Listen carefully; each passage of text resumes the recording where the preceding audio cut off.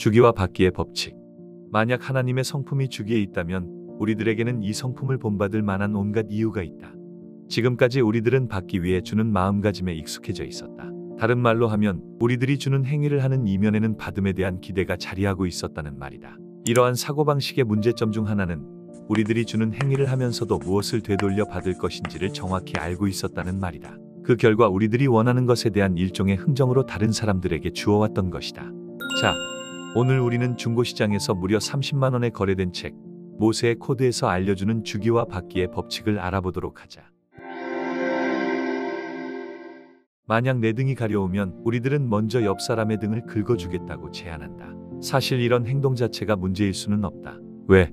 내 호의에 대한 대가로 그 옆 사람이 내 등을 긁어줄 것이기 때문에. 그러나 이제는 좀 더 높은 차원에서의 주는 행위를 하여야 할 때이다. 즉 상대방과 흥정을 하지 않는 일방적인 주기 연습 말이다. 만약 당신이 다른 사람의 등을 긁어주었는데 그가 기꺼이 그 제안을 받아들이고 정작 아무런 답례도 하지 않았다면 당신은 어찌할 것인가? 어떤 대가를 받았다면 당신은 분명 불쾌하게 생각할 것이다. 나는 네 등을 긁어주었는데 너는 모른 척해. 괘씸하군. 필경 이것이 당신의 반응이 될 것이다. 밖으로 표시는 하지 않았더라도 분명히 당신의 마음은 그렇게 생각하고 있을 것이다. 마음이 요구하는 것은 받는 것뿐이기 때문이다. 아무런 대가 없이 주기만 하는 행위는 마치 미친 짓처럼 보일 뿐이다. 분명 당신의 자아는 그래서 내게 무슨 이득이 있는데? 라고 묻고 있을 것이다. 그 대답은 아주 간단하고 분명하다. 등을 긁어주는 것보다 훨씬 더 중요하고 훌륭한 선물, 그것이 바로 자유라는 선물이다. 무엇으로부터의 자유? 주는 것과 받는 것은 궁극적으로 같은 행동이기 때문에 당신이 거룩한 경험을 한다는 말은 상대방을 거룩히 여길 때에만 가능하다.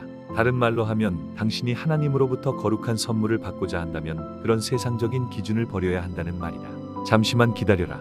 우리들이 과연 이 장에서 받음에 대한 기대 없이 주기에 대한 충분한 토론을 했는가? 당신이 받는다는 기대로부터 어떻게 자유로워졌는가? 나는 이런 행동을 거룩한 이기심이라고 즐겨 부른다. 우리들 자아의 목적 추구 없이 세상을 살아간다는 것은 사실상 불가능하다. 여기에서의 핵심은 그것을 주장하는 게 아니라 다른 방향에서 접근해보자는 것이다. 즉 우리들의 이기심을 자아의 유혹을 물리치고 영혼의 목적을 위하여 사용하자는 말이다. 우리들이 원하는 것들을 나열하면 기쁨, 평화, 만족, 연민, 돌봄과 같은 단어들이다. 정말 주는 것과 받는 것이 동일선상에 있다면 우리들이 가장 원하는 것을 먼저 준다는 말이 상당히 설득력이 있게 들릴 것이다. 그러므로 당신의 높은 목적이 행복이라면 다른 사람을 먼저 행복하게 해주라. 더 많은 행복을 나누어주면 더 많은 행복을 경험하게 될 것이다. 이것이 바로 우리들의 자아를 다른 방향에서 접근하여 사용하는 경우이다. 그런 행위가 결국은 당신의 영혼을 더욱 풍요롭게 만들어줄 것이기 때문이다. 등을 긁어주는 문제로 되돌아가 보자. 당신 자신에게 물어보라. 누군가가 내 등을 긁어주기를 바라는 것이 진정한 나의 목적인가? 아마도 당신은 자신이 타인들로부터 사랑받고 있다거나 관심을 받고 있다고 느끼는 게 진짜 목적일지도 모른다.